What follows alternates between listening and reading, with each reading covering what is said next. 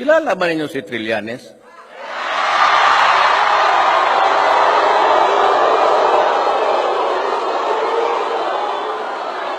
Anong ginawa ng putang ina niya? Di ba nagrebelde? Diyan sa Makati, nagwarawara ng mga baril.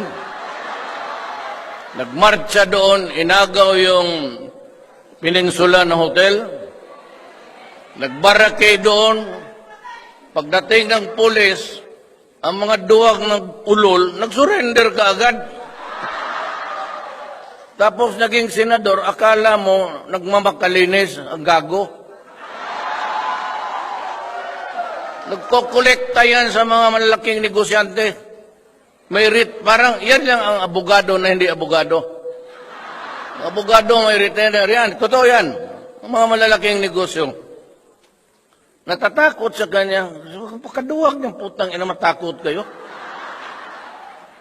Pagdating ng pulis, surrender ka agad. Akala ko ba makipagpatayan ka? Yan ang una. Sino ang sunod? Dilima.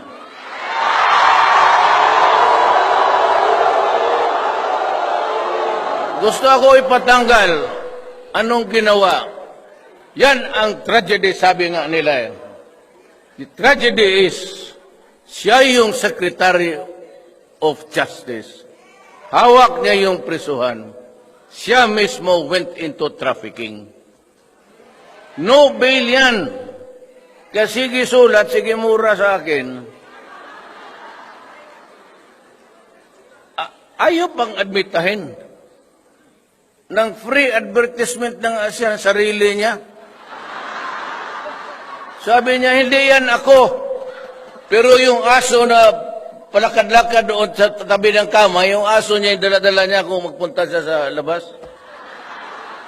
Pagka na lang.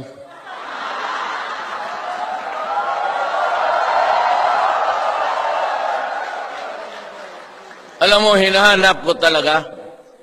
Wala akong nakita sa Pilipinas. Hinahanap ko yung babae na napakakapal ang muka. Siya lang.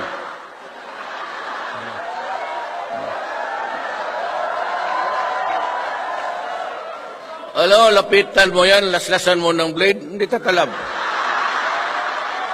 Alam?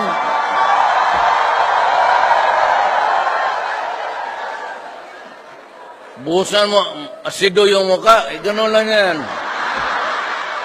Baliwala eh.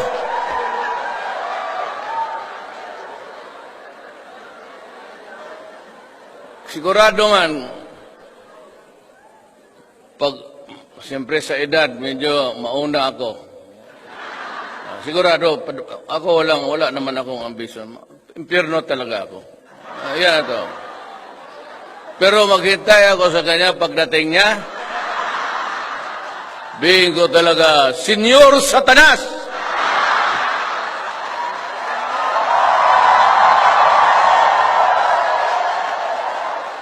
Dumating na ang rain na hinihintay mo.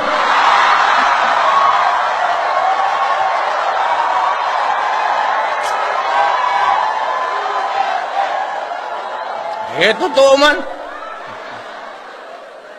Yan.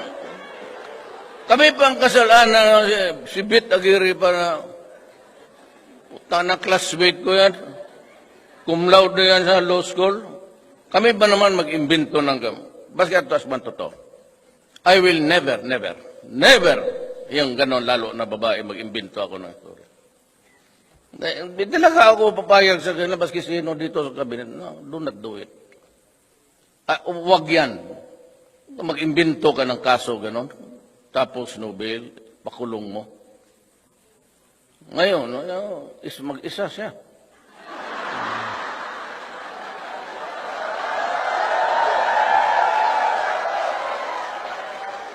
Kaya sabi ko, yung mga gwardya na polis, huwag kayong lumapit dyan, ha?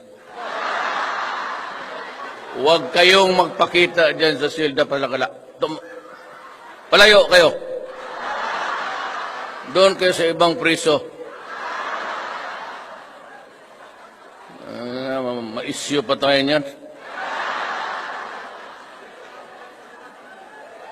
Yung gwardiya, pati yung driver, lahat na ratsada.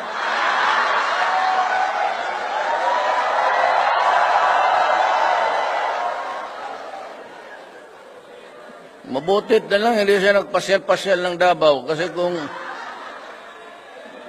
gabi na't wala na akong mahanap na iba, na. Sorry na lang.